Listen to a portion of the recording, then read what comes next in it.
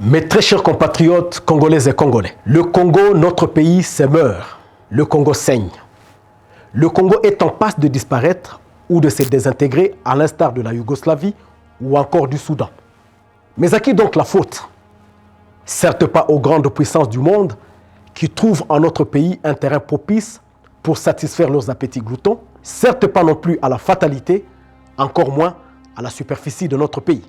Et si c'était par ta faute ou par la mienne, bref, la nôtre en tant que peuple, toute génération confondue. Tenez, le Congo souffre de notre inaction et de notre naïveté quasi collective. Il souffre de notre tolérance à la médiocrité qui s'est installée au sommet de nos institutions et dans tous les domaines de la vie nationale.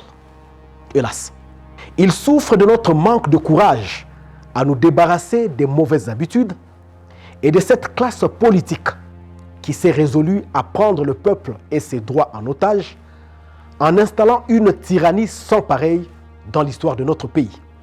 Peuple congolais, tu tolères la corruption et la mégestion, mais tu rêves d'un État prospère.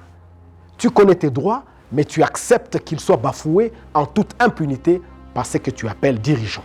Tu souffres atrocement et tu te plains en silence en te contentant des miettes.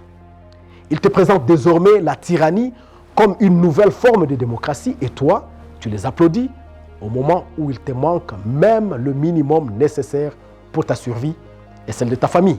Et pendant ce temps, le Congo s'effondre. J'en appelle ainsi à ta conscience car ton inaction est une complicité coupable. Le vrai problème du Congo, ce n'est pas seulement ses dirigeants. C'est aussi notre silence face à l'inacceptable et notre résignation presque collective et abyssale.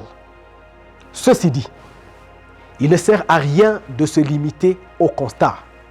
Dès lors, mes très chers compatriotes, réveillons-nous, reprenons notre destin en main et engageons-nous à rebâtir notre pays. Si certains l'ont fait, à l'instar de peuples chinois ou américains, ou encore singapouriens et plusieurs nations d'Afrique, nous pouvons aussi le faire. Il appert donc de rappeler que le salut du Congo ne viendra de nulle part ailleurs, sinon du Congo. Le salut du Congo repose sur notre attitude de co-responsabilité et notre engagement collectif et républicain à renverser le cours des événements. Alors, debout, peuple congolais, ensemble, écrivons une nouvelle page de notre histoire. Avec l'aide de Dieu et ensemble, c'est encore possible.